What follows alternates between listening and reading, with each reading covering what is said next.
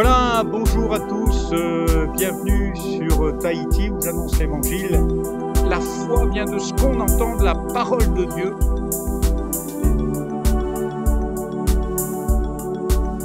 Vous pouvez seulement écouter, non pas le prédicateur, non pas le décor qui est derrière nous, mais écouter la voix de Dieu qui vous appelle. Quel que soit l'endroit où vous vous trouvez, sachez que vous êtes aimés de Dieu.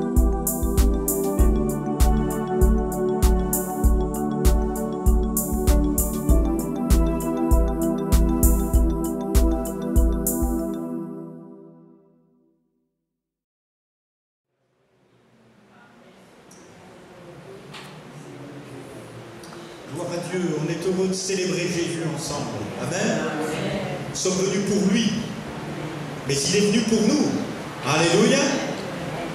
Vous savez qui est-ce qui a le plus envie d'être là? Qui a le plus envie d'être là? C'est vous? C'est Jésus. Dieu a tant aimé le monde qu'il s'est offert pour être là ce matin. C'est lui qui s'est payé sa présence.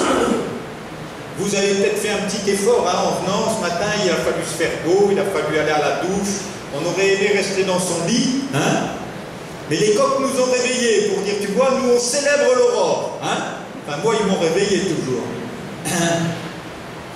Pour dire que même si nous ne célébrons pas Dieu, Jésus a dit un jour, les pierres crieront. Et depuis que je suis en Polynésie, Dieu me rappelle ça tous les matins. Vous avez la chance d'avoir des coqs. En France, ils ont tué les coqs. Il n'y a plus personne qui parle. Plus rien ne peut parler que la radio et que les médias. Mais on bénit Dieu de ce que, ici en Polynésie, il peut rappeler aux hommes tous les matins que les coqs l'adorent avant même qu'on est debout. Alléluia. Les vagues, chaque mugissement de vagues est une adoration pour Dieu. Amen. Le nom de Dieu, vous savez ce que c'est? Yahvé, son nom. En hébreu, c'est un tétragramme, Yahvé. Mais littéralement, c'est imprononçable. On ne peut pas prononcer le nom de Dieu. Parce qu'en fait, c'est un souffle. Quand la mer mugit, quand les flots mugissent, l'océan adore Dieu. Alléluia. Toute la créature, toute la création célèbre Dieu. Amen. Il n'y a que les hommes qui sont tellement durs pour ne pas adorer le Seigneur. Ils mangent les fruits tous les jours du jardin sans même dire merci. Mais Dieu, eh bien, Dieu est un Dieu plein de force, plein de grâce, qui est venu en chair jusqu'à nous. Bien plus, il est mort, mais bien plus, il est ressuscité. Et dans chaque église locale, qu'on soit 2, 3, 4, dans chaque église locale, lui se paie avec son sang. Il se paie l'autorisation d'être au milieu de nous et de nous accueillir. Amen. D'accueillir les malades. Pourquoi faire? Pour qu'ils restent malades? Alors, aidez-moi, il accueille les malades pour qu'ils restent malades? Pour les guérir. Il accueille des malheureux pour les laisser malheureux? Non, pour rendre le bonheur. Alléluia. Un roi a pu dire ça, oui, le bonheur et la grâce m'accompagneront tous les jours de ma vie. Il a fait de graves problèmes, cet homme. Mais il a réalisé que, oui, malgré tous les problèmes qu'il avait fait, il avait commis un adultère, un meurtre, aussi. Et malgré ça, cet homme dit oui, le bonheur et la grâce m'accompagneront. Quel que soit l'état où vous entrez, Dieu est là pour vous accompagner. Il ne m'abandonnera jamais, il ne me délaissera jamais. Alléluia. La Bible dit et déclare qu'une femme peut abandonner son enfant, mais que ce n'est pas possible pour Dieu de nous abandonner. Alléluia. Lui ne nous abandonne jamais. Amen. C'est rassurant, surtout quand on est comme moi, un vieillard, que maman est morte, papa est mort, ma femme est morte, mais je sais que Dieu ne m'abandonnera jamais. Alléluia. Et il m'a fait une promesse, je suis avec toi tous les jours. Jusqu'à quand? C'est pas encore la fin du monde, hein? C'est pas parce qu'il pleut que c'est la fin du monde, hein? Mais il est avec nous tous les jours jusqu'à la fin du monde. C'est aussi rassurant parce que je suis aussi un papa. Et quand moi je serai parti, il sera encore avec mes enfants. Et il ne va pas les laisser, hein? Même si certains sont partis en disant « On fait notre vie, papa !» Oui, oui, faites. Jésus nous rattrape toujours. Amen. Quelle assurance. J'aimerais ouvrir la Bible avec vous dans l'évangile de Luc, un chapitre bien connu des exégètes et qui pour moi est toujours, dès le début de la semaine, j'avais ce message sur mon cœur. C'est le triomphe même de la grâce. L'évangile de Luc, chapitre 15, c'est le chapitre des objets perdus ou des gens perdus. Dans ce chapitre, on parle de tout ce qui est perdu. La brebis perdue, sur 100 brebis, il y en a une qui est perdue. La drachme perdue, parce que sur 10 pièces d'argent, il y a une femme qui en perd une. Et du fils perdu, parce qu'un homme avait 2 fils, et il en a perdu un. Et c'est de lui que c'est pas de lui que je vais parler, c'est de son père. Et on lit ensemble dans l'évangile de Luc au chapitre 15, verset 11. C'est des paraboles, donc c'est des images que Jésus nous a données pour que nous comprenions l'étendue de la grâce du Père. Et je voudrais parler du triomphe de la grâce ce matin. Il dit encore, un homme avait 2 fils. Le plus jeune dit à son père, « Mon père, donne-moi la part de bien qui doit me revenir. » Et le père leur partagea son bien. Peu de jours après, le plus jeune fils, ayant tout ramassé, partit pour un pays éloigné, où il dissipa son bien, en vivant dans la débauche. Lorsqu'il eut tout dépensé, une grande famine survint dans ce pays, et il commença à se trouver dans le besoin. Il alla se mettre au service d'un des habitants du pays, qui l'envoya dans ses champs garder les pourceaux. Il aurait bien voulu se rassasier des carouges que mangeaient les pourceaux, mais personne ne lui en donnait. Étant entré en lui-même, il dit, « Combien de mercenaires chez mon père ont du pain en abondance, et moi ici je meurs de faim. Je me lèverai, j'irai vers mon père, je lui dirai, mon père, j'ai péché contre le ciel et contre toi, je ne suis plus digne d'être appelé ton fils. Traite-moi comme l'un de tes mercenaires. » Et il se leva et alla vers son père. Comme il était encore loin, son père le vit et fut ému de compassion. Il courut se jeter à son cou et le baisa. Le fils lui dit, « Mon père, j'ai péché contre le ciel et contre toi, je ne suis plus digne d'être appelé ton fils. » Mais le père dit à ses serviteurs, « Apportez vite la plus belle robe et l'en revêtez. Mettez-lui un anneau au doigt et des souliers aux pieds. Amenez le veau gras et tuez-le. Mangeons et réjouissons-nous, car mon fils que voici était mort et il est revenu à la vie. Il était perdu et il est retrouvé. » Et ils commencèrent à se réjouir. Or le fils aîné était dans les champs. Lorsqu'il revint et approcha de la maison, il entendit la musique et les danses. Il appela un des serviteurs et lui demanda ce que c'était. Ce serviteur lui dit, « Ton frère est de retour, et ton père a tué le veau gras, parce qu'il l'a retrouvé en bonne santé. » Il se mit en colère et ne voulut pas entrer. Son père sortit et le pria d'entrer. Mais il répondit à son père, « Voici, il y a tant d'années que je te sers, sans avoir jamais transgressé tes ordres. Et jamais tu ne m'as donné un chevreau pour que je me réjouisse avec mes amis. Et quand ton fils est arrivé, celui qui a mangé ton bien avec des prostituées, c'est pour lui que tu as tué le veau gras. » Mon enfant, lui dit le père, « Tu es toujours avec moi, et tout ce que j'ai est à toi. Mais il fallait bien s'égayer et se réjouir, parce que ton frère que voici était mort, et qu'il est revenu à la vie, parce qu'il était perdu, et qu'il est retrouvé. » Amen. Alléluia. J'ai toujours apprécié particulièrement ce chapitre 15 et de l'évangile de Luc, parce que c'est vraiment Dieu qui retrouve, qui trouve tout le temps tout ce qui est perdu. Jésus ne peut pas sauver ce qui n'est pas perdu. Mais si vous vous sentez perdu ce matin, alors vous avez bien fait de venir. Amen. Si vous vous sentez dépassé par les événements, dépassé même par votre corps, parce que vous êtes malade, vous avez bien fait de venir. Parce que Jésus peut guérir. Alléluia. Il est le même hier, aujourd'hui et éternellement. Un Dieu ne veut nous priver d'aucun bien, mais il est là pour nous montrer les normes même de la grâce. Et la première chose qu'il fait dans sa grâce, c'est ouvrir notre conscience. Étant entré en lui-même, dit l'Écriture, la grâce que Dieu a fait à l'humanité et nous a donné, c'est de prendre conscience. Alléluia. L'homme a été créé à l'image de Dieu, avec un libre arbitre. Vous êtes libre d'aimer. D'aimer votre épouse, ça c'est peut-être facile. D'aimer vos enfants, c'est facile. Mais vous êtes libre d'aimer vos ennemis. Jésus a dit, je vous dis d'aimer vos ennemis, mais ça c'est pas facile, mais c'est un libre arbitre. Vous êtes libre de le faire. Libre de croire que vous ne pouvez pas le faire.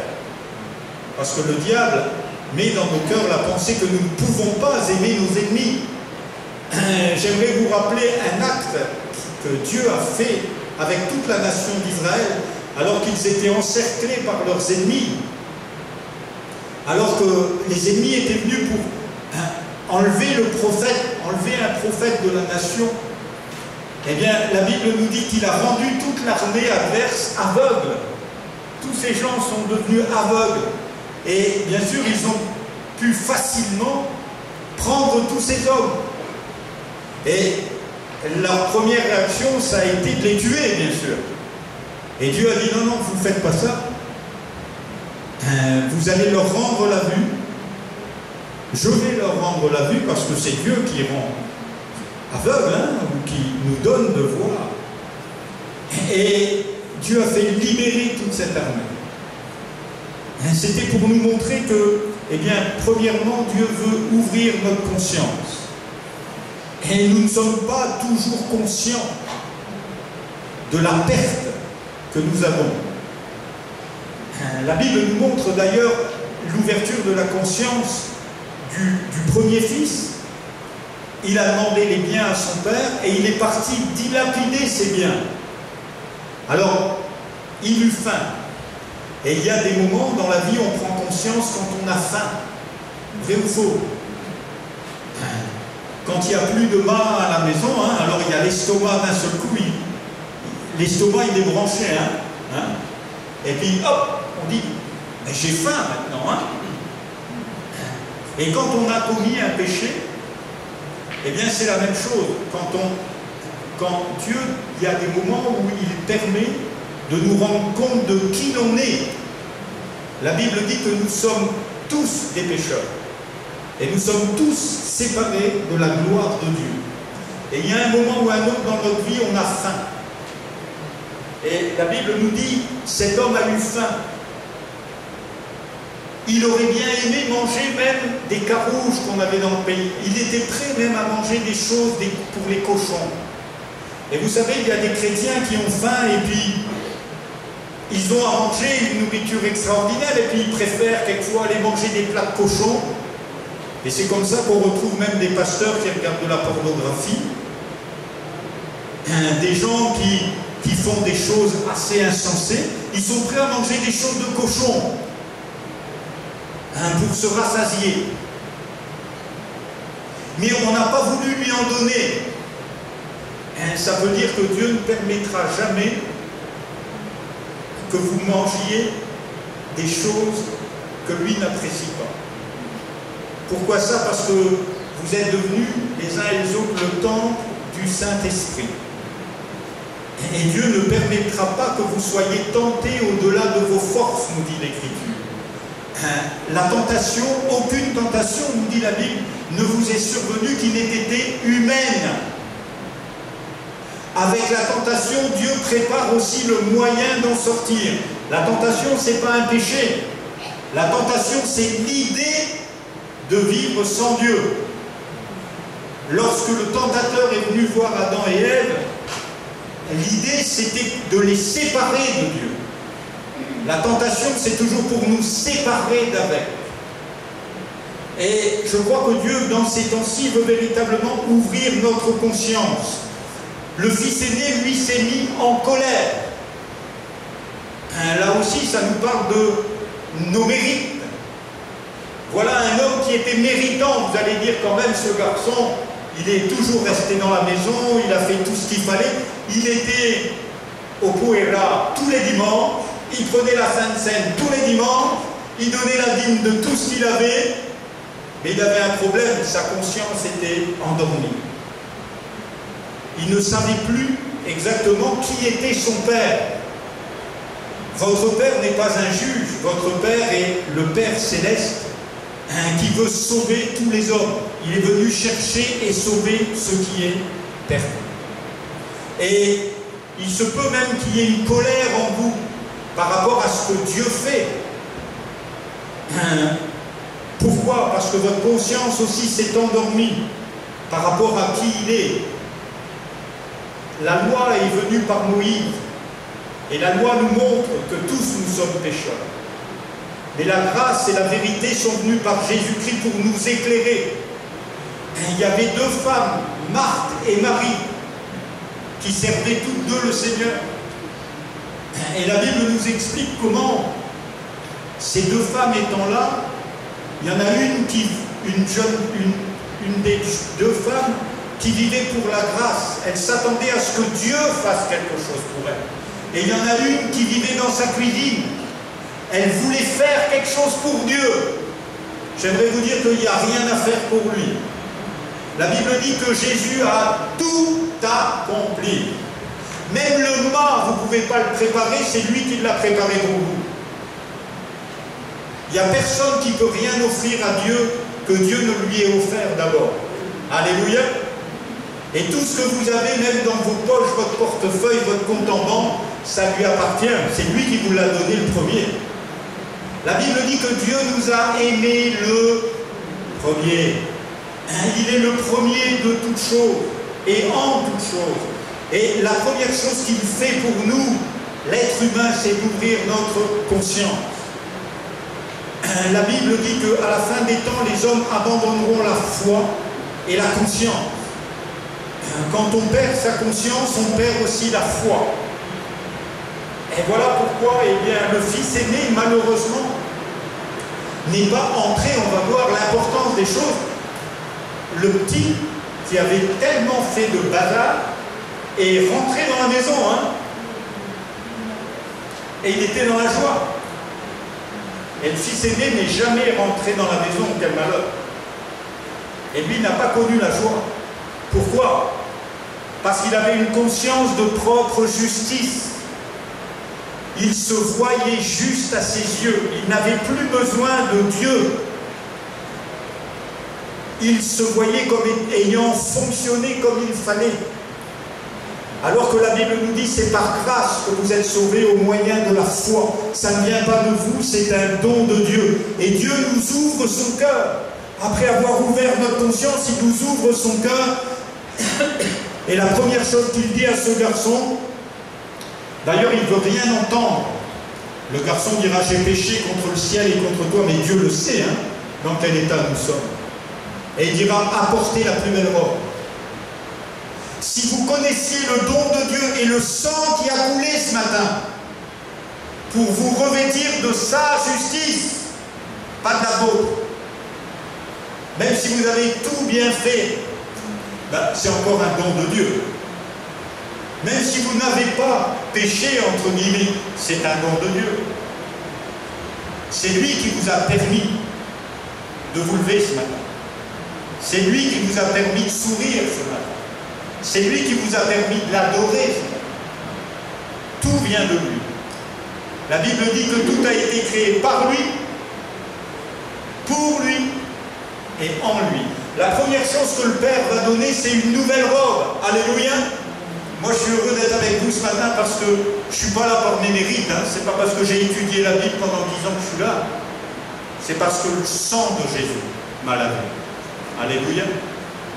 Si lui ne l'avait pas fait, je ne pourrais même pas m'obtenir devant lui. Comprenez ça? On chante quelquefois « Je suis revêtu du vêtement de sa justice ». Alléluia. Mais il faut que ça devienne une réalité. C'est la justice de la croix qui nous donne un vêtement blanc devant Dieu. Dieu ne voit plus maintenant le garçon qui pue le cochon, mais il voit un vêtement blanc. Amen.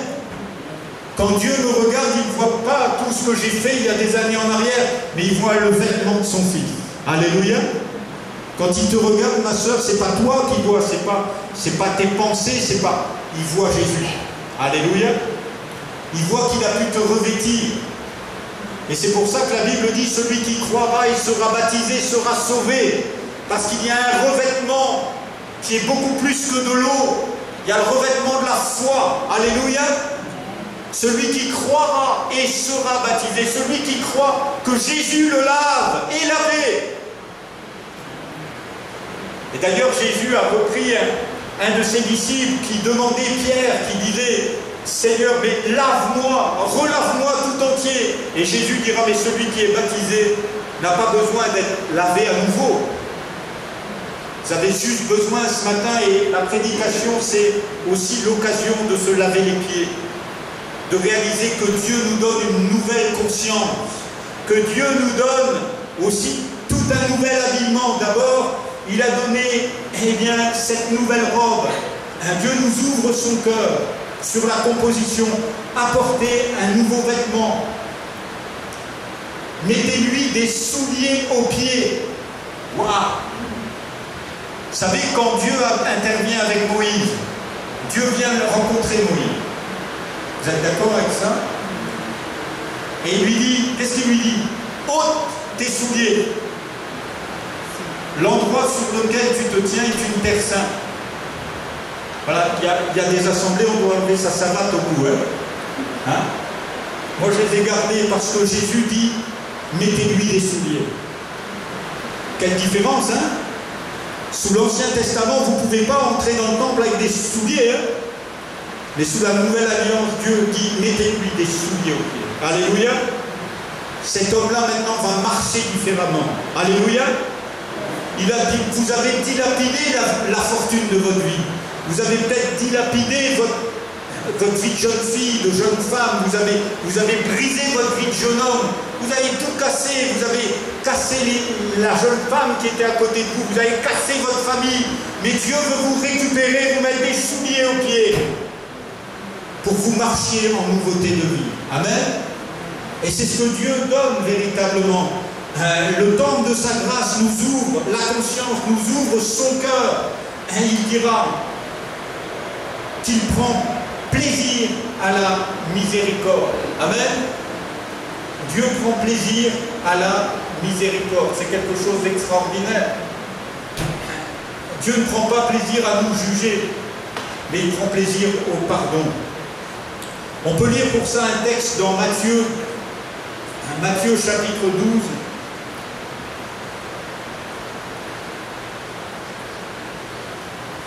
Matthieu chapitre 12.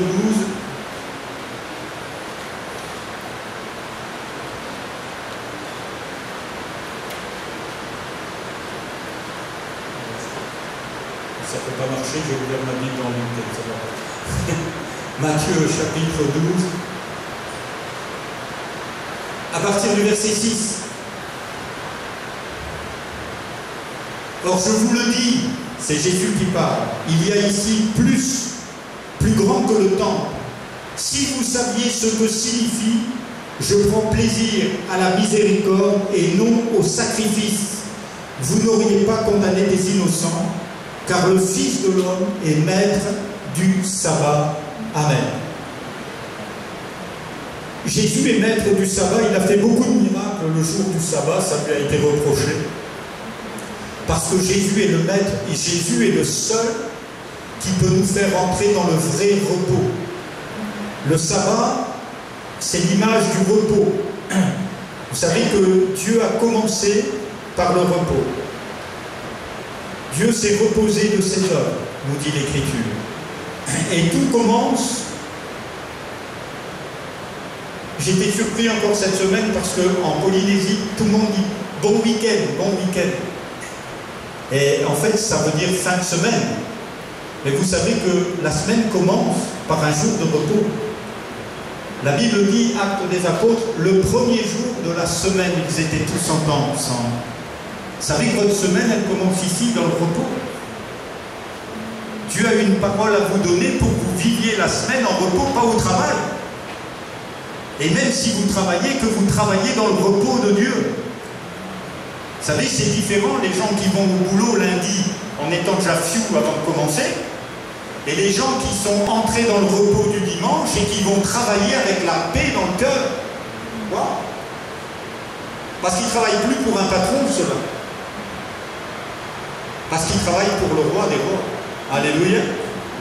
Et qui ne vont pas au travail en disant ah, je suis fatigué avant de commencer, mais qui vont au travail en disant waouh, Seigneur, tu m'as donné la joie, eh bien, d'aller te servir et de pouvoir témoigner de la grandeur de ton nom.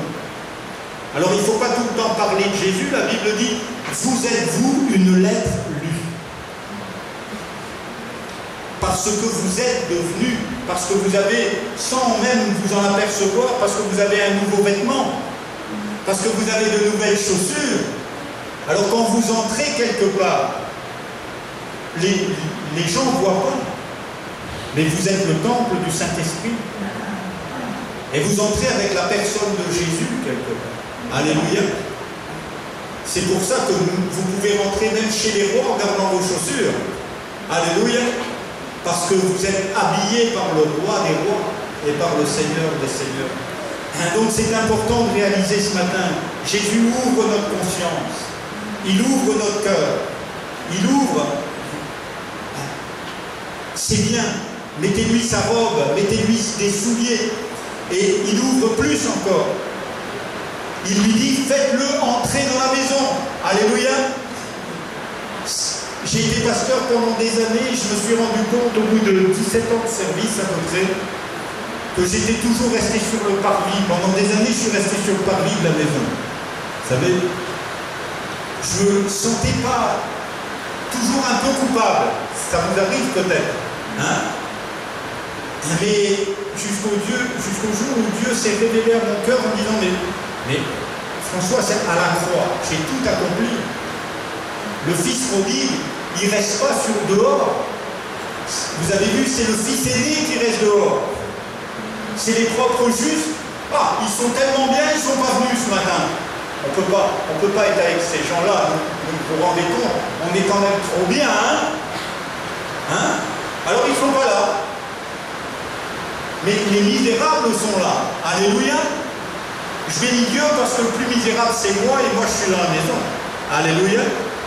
Avec mes chaussures, avec mes savates sur l'estrade. Alléluia. Parce que Dieu ne veut pas de va-nu-pied. Il ne nous laisse pas va-nu-pied. Mais il nous fait enfants de son royaume. Les fils aînés sont dehors. Ils sont en train de juger ceux du dedans. Ha! Alors que le Père dit, entre dans la joie de ton maître. Amen. Et c'est pour ça que j'ai commencé en disant, on va célébrer Jésus et on va dire, Christ est roi. Alléluia. Et j'aimerais que tout à l'heure on puisse continuer encore à ce moment. C'est pour ça que je ne vais pas être très long pour qu'on puisse l'adorer. Parce que vous n'êtes pas chez moi, vous êtes chez lui. Alléluia. Et en étant chez lui, vous aurez un nouveau vêtement. Moi, je ne peux pas vous le donner. Même les Chinois, ils ne les donnent pas, ils les vendent. Mais Jésus vous donne une robe blanche de fin lin. Elle est gratuite. Elle est tissée dans le sang de l'agneau, dans sa chair. C'est ce qu'on va prendre tout à l'heure. On va se souvenir qu'il nous a donné un vêtement blanc. Et même si le diable vient vous accuser, la Bible dit que Dieu est plus grand. Et Dieu veut véritablement se mettre à l'œuvre pour nous faire rentrer dans la maison. Et la Bible dit nous avons une libre entrée dans le sanctuaire de Dieu. Du temps de Jésus, si on était allé à Jérusalem, là, il n'y en a aucun de nous qui aurait pu rentrer dans le temple. Aucun. Les sacrificateurs vous auraient dit, mais vous n'êtes pas juifs. Vous êtes des femmes qui venaient de où? Des Polynésiennes. Et aux hommes, ils auraient dit, mais vous n'êtes pas circoncis, vous n'êtes pas juifs, dehors, la racaille. Et vous aurez dit, vous êtes des goy. Hein? Des bons à rien, comme des cochons. Et la Bible dit que Jésus a inauguré une route nouvelle.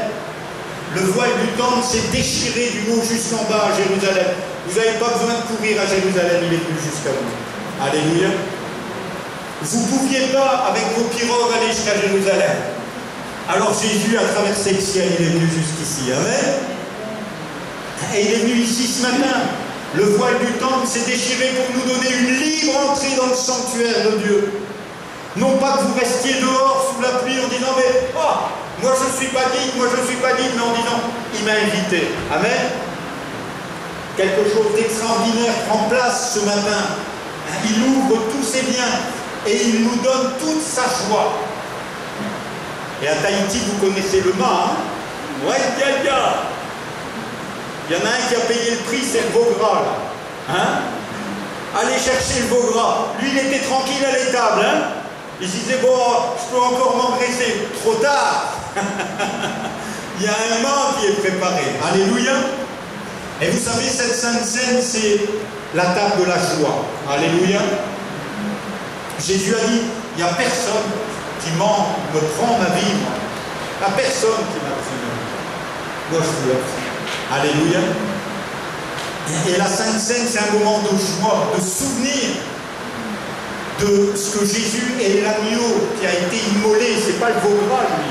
C'est l'agneau qui a été immolé pour nous donner la joie. La Bible dit que la joie du Seigneur, c'est ma force. Amen. Et la joie des coqs, quand elles voient le matin arriver, eh bien c'est leur force. Malgré qu'il pleut, ils voient le jour arriver et ils chantent. Alléluia. J'aimerais qu'on chante plus que les coqs hein, ce matin. Parce que nous, ce n'est pas le jour qu'on a vu arriver, le jour humain. C'est le ciel qui s'est ouvert. Alléluia. Le ciel s'est ouvert pour nous, afin que nous soyons dans la joie. Un cœur joyeux, c'est un bon remède. Amen. Quand on est dans la joie, alors on ne tombe pas malade. Alléluia. Il y a de la joie d'être dans la présence de Dieu. Dieu nous ouvre son cœur. Et bien sûr, si on est drapé dans sa propre justice, si on dit, quand même, moi je suis un gars bien, alors la joie de Dieu ne peut pas nous atteindre. Ce fils aîné est resté dehors. Il est resté sous la pluie, dans les larmes. Il n'a pas goûté ce soir-là au mets. Il n'a pas non plus partagé à son frère. Il n'a pas su pardonner. Ah, il était tellement beau. Mais restez une demi-heure sous la pluie avec vos belles robes, on va voir dans quel état vous êtes. Non, on est bien dans la maison. Vous avez bien fait de venir ce matin, il y a un partage à vivre. Il y a la joie à partager. La joie du Seigneur est ma force. Amen. Alors on va le célébrer ensemble, on va le louer, on va le bénir. Moi j'ai assez parlé. Et j'aimerais qu'on se réunisse autour de cette Sainte Seine en disant, Seigneur, quelle joie. Il y en a plein qui sont dehors, mais nous on est dedans. Et si jamais on rencontre ceux qui sont dehors cette semaine, on dira, tu sais pas que tu as raté une sacrée fête, hein? Parce que nous, on a tué le veau gras. Alléluia. C'est même pas nous qui l'avons tué, c'est le Seigneur. Alléluia. Et nous avons mangé à sa table. Et c'est le pain des forts, c'est la table du roi des rois, du Seigneur des seigneurs. Amen. Il y a des mets succulents pour votre vie en réserve. Il y a de l'amour dans vos maisons en réserve. Il y a de la joie. Mon fils que voici était mort, voici, il est revenu à la vie. Vous savez qu'il y a plus de joie dans le ciel pour un seul pécheur qui se repent que pour 99 justes qui n'ont pas besoin de repentance. Et la Bible nous parle dans Jean 15 de ce berger qui avait perdu une brebis et qui va laisser les 99 autres pour aller chercher celle qui est perdue.